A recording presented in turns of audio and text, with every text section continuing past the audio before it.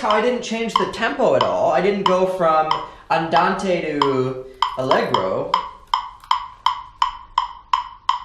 I just changed up the rhythms of the chords that I was playing. Just doing different things with the playing of the hands in time to the beat. Now, instead of just always going because that can get quite tedious after a while. It can, well, yep, I know that. Yep, I don't need to hear that again. I'm already with you, man. And so it's good to spice it up with different things. And sometimes it's cool to spice it up and then bring back rhythms in different structures. So like, for example,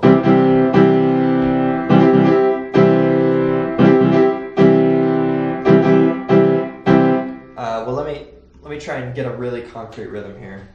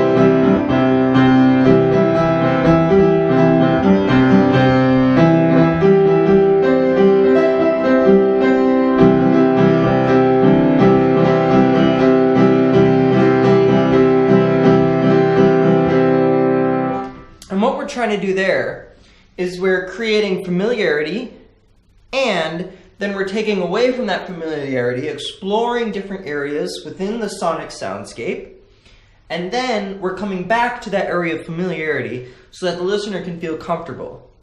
So we're making the listener feel comfortable. We're introducing, that's what I did when I introduced this particular rhythm. And I played it 4 times.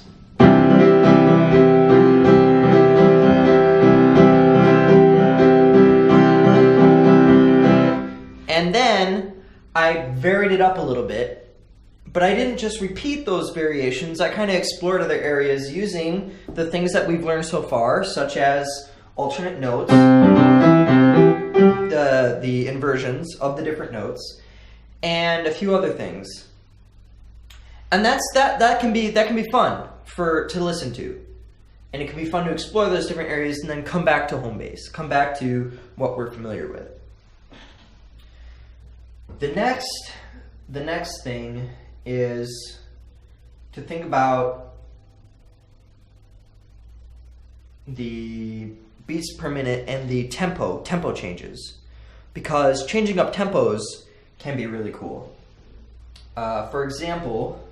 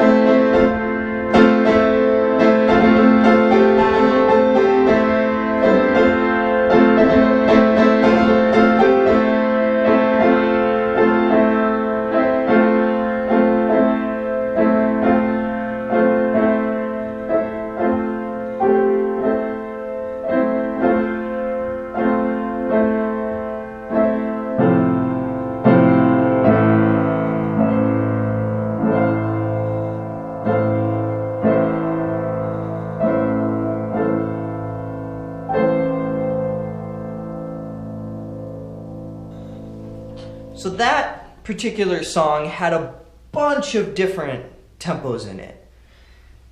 And we varied it up and threw some other things in there.